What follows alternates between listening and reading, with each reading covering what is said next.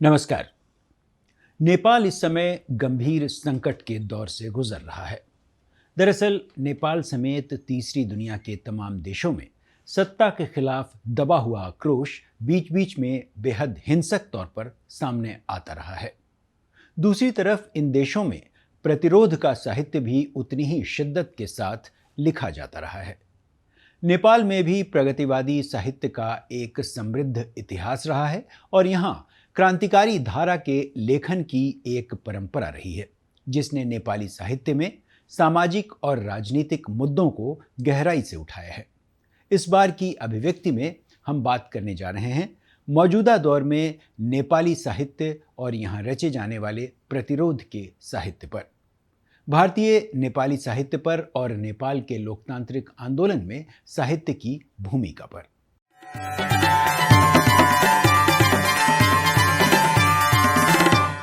नेपाल में बेशक सेना के इशारों पर सरकार बदल गई हो, अंतरिम प्रधानमंत्री ने शपथ ले ली हो, लेकिन वहां उनके लिए भी राह आसान नहीं है। दरअसल नेपाल के तमाम आंदोलनों के पीछे एक दबी हुई चिंगारी बरसों से रही है, जो कभी भी शोला बनकर देश को जला देती है, झकझोर देती है। क्या राजशाही का विरोध, क्या भ्रष्ट और कथित तौर पर लोकतांत्रिक कही जाने वाली सरकार, और क्या माओवाद का मुखौटा ओढ़े भ्रष्ट सत्ताधीश। आग हमेशा भीतर ही भीतर सुलगती रही है और विद्रोह के स्वर तेज होते रहे हैं। नेपाल के इस संघर्ष में वहाँ प्रगतिशील साहित्य और जनवादी संस्कृति की भूमिका लगातार रही है। आधुनिक नेपाल का निर्माण केवल राजनीतिक दलों और आंदोलनों के बल पर नहीं हुआ, बल्कि साहित्य, संस्कृति और वहाँ के प्रगतिशील लेखक कवियों की सक्रिय भागीदारी से भी ये संभव हुआ। खासकर राजशाही के दमनकारी दौर में कवियों, लेखकों और संस्कृति कर्मियों ने लोकतांत्रिक मूल्यों के पक्ष में आवाज उठाई और जनता की चेतना को जगाने में अहम भूमिका निभाई। नेपाल में साहित्य और संस्कृति का संबंध हमेशा समाज की धड़कनों से रहा है। मध्यकाल में धार्मिक और भक्तिपरक साहित्य प्रमुख था, जो सामाजिक एकता और नैतिकता की बात करता था। किंतु 20वीं शताब्दी में जब नेपाल में लोकतंत्र, स्वतंत्रता और जनाधिकारों की बहस तेज हुई, तब साहित्य ने राजनीतिक चेतना को धार देने का काम किया। राजशाही के दौर में अभिव्यक्ति की स्वतंत्रता पर कठोर नियंत्रण था।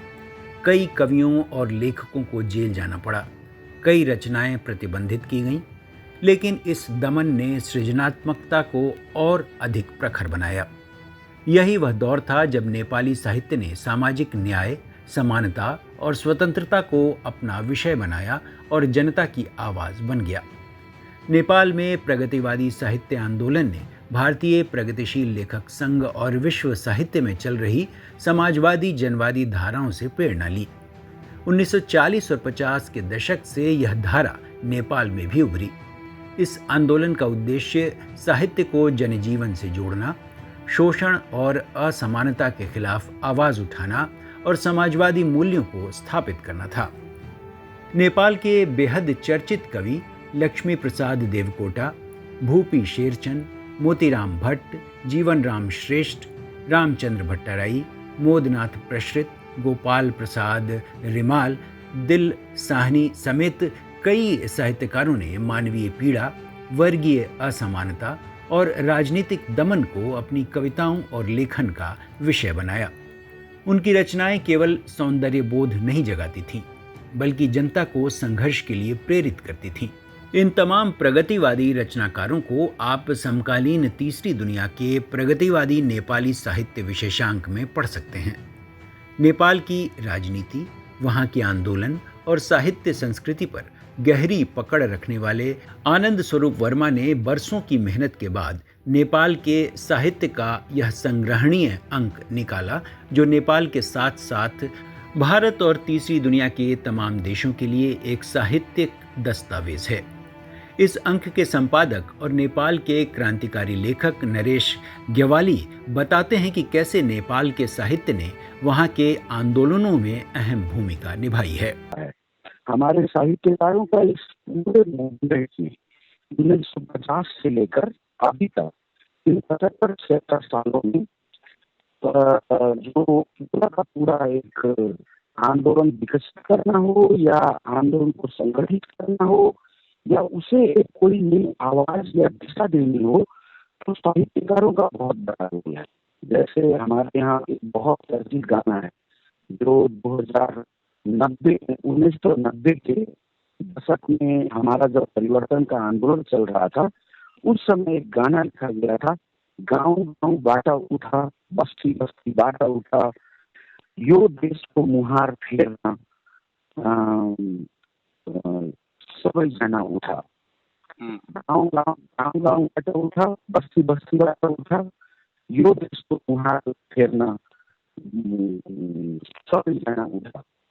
और जसको हातमा कलम छ उसले कलम लिएर उठा, जसको हातमा बाधा छ उसले बाधा लिएर उठा। कहने का मतलब गांव गांव से आप उठिए और आपके हाथ में जो कुछ है, आपके हाथ में कलम है तो कलम लेकर उठिए, आपके हाथ में बाधा है तो बाधा लेकर उठिए।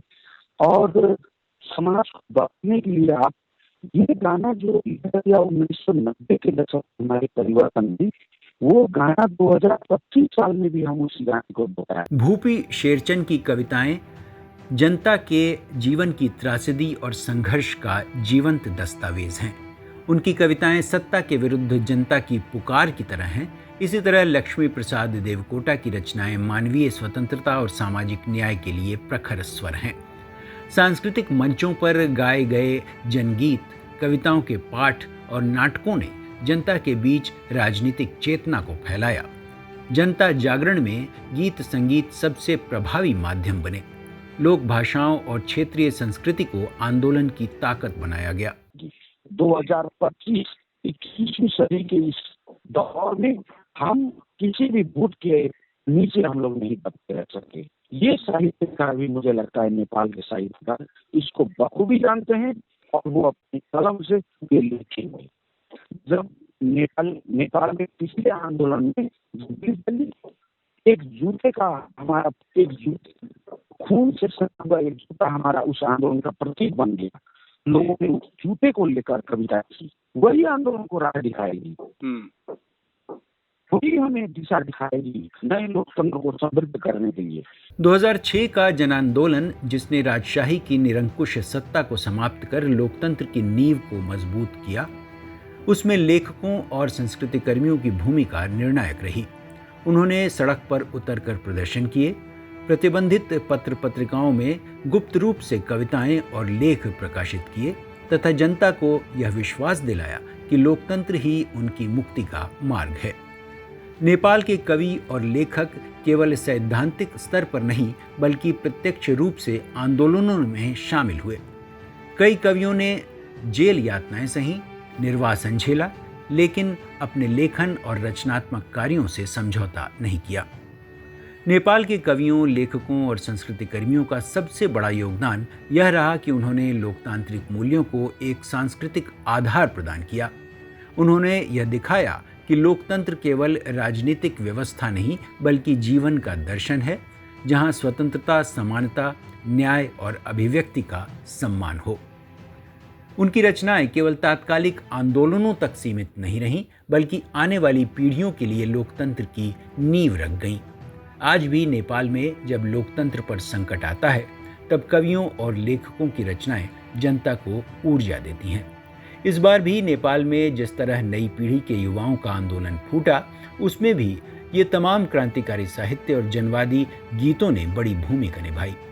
बेशक अगले ही दिन आंदोलन को हिंसक बनाकर और तमाम अराजक तत्वों के जरिए इसकी दिशा बदल दी गई, लेकिन संविधान और देश की लोकतांत्रिक व्यवस्था को लेकर वहाँ की साहित्यिक चेतना आने वाले वक्त में भी भ्रष्टाचार और जन विरोधी नीतियों के खिलाफ विद्रोह की मजबूत आवाज बन सकती है। और अब आपको सुनाते हैं नेपाल के कुछ चर्चित कवियों की वो कविताएं जो बेहद संवेदनशीलता के साथ प्रतिरोध का संकेत देती हैं। पहली कविता है नेपाल के क्रांतिकारी दिल साहनी की।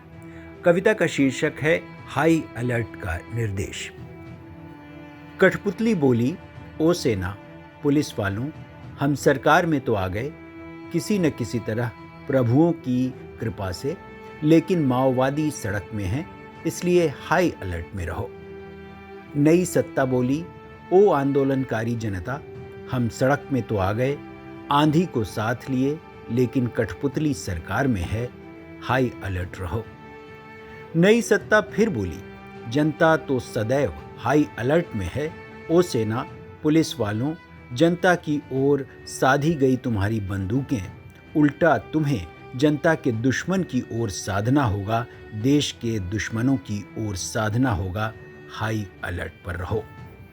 नेपाल की एक और कवि हैं शकुंतला जोशी, उन्होंने ये कविता लिखी है, भूख का जुलूस। वे सब अचानक नहीं घटे हैं जैसा आप सोच रहे हैं। अचानक से चीत्कार बढ़ना, झुलावने में शिशु का सिकुड़ना, माँ की ललाट और देश का नक्शा, और बढ़ते जाना अंगीठी में आग का, रुक जाना पढ़ते पढ़ते समाचार, फूल का मुरझा जाना, उन्ना नदी का प्रवाह, वे सब अचानक नहीं घटे थे। वे जो थे सोए हुए सदियों से बिना प्रतिक्रिया सीधे साधे चल रहे, आग भूलकर ठंड में कंपकपा रहे, आवाज दबाकर गले में निःशब्द खड़े हुए, भूलकर खुद का चेहरा वीरान जी रहे, प्रकंपित होना भूचाल की गति में, वे सब अचानक नहीं घटे थे। सरकार, किसने तोड़ा नित्य, क्यों भौंका नहीं कुत्तों ने रात को, क्यों झुकाया नहीं सिर दरबान ने, बूढ़ा लोहार क्यों सान लगा रहा है पुरानी तलवार में, क्यों मुस्कुरा रहा है ग्रेनेड लिए हुए स्कूली लड़का, क्यों फाड़ डाली कवि ने सिंह दरबार के सामने नागरिकता, क्यों उधेड़ कर रख दिया वर्दी 10 गजे में खड़े सिपाही ने, हुक्म तामीली के इस देश में क्यों हो रही है हुक्म की अवज्ञा। यह सब अचानक नहीं, सरकार मात्र सुगबुगाने लगी है। हजारों सालों से चुप कराए गए होंठ गर्म होने लगे हैं, बर्फ जलने लगे हैं, गर्म सभी उठ खड़े हुए हैं, सोए सारे हलचल करने लगे हैं, कुचल दिए गए सब। चश्मे को उतारिए सरकार, उनके शरीर भर आपके ही सत्ता के दाग मिलेंगे। आपके द्वारा लापता उन लोगों के हाथ में खुद की तस्वीर जड़े हुए प्ले कार्ड नाच रहे हैं। क्या ये सब पगला गए हैं सरकार? नहीं, जैसा कि आप सोच रहे हैं। सदियों जब्बर भूख की आग उगलते हुए गरज रहे हैं शेर की तरह, वे आ रहे हैं लगाते हुए आग आपके दरबार की ओर। भूख की आग से देश की सीमा, राष्ट्रीय झंडा और सिकुड़ा हुआ नक्शा। सरकार, पढ़ने के बाद घोर अराष्ट्रीय कविता की अंतिम पंक्ति, मैं देश निकाला हो सकता हूँ, लेकिन वे सब अचानक नहीं घटे थे जैसा आप सोच रहे थे। इस बार के लिए इतना ही। मिलते हैं जल्दी ही किसी नए मुद्दे के साथ। तब तक के लिए नमस्कार।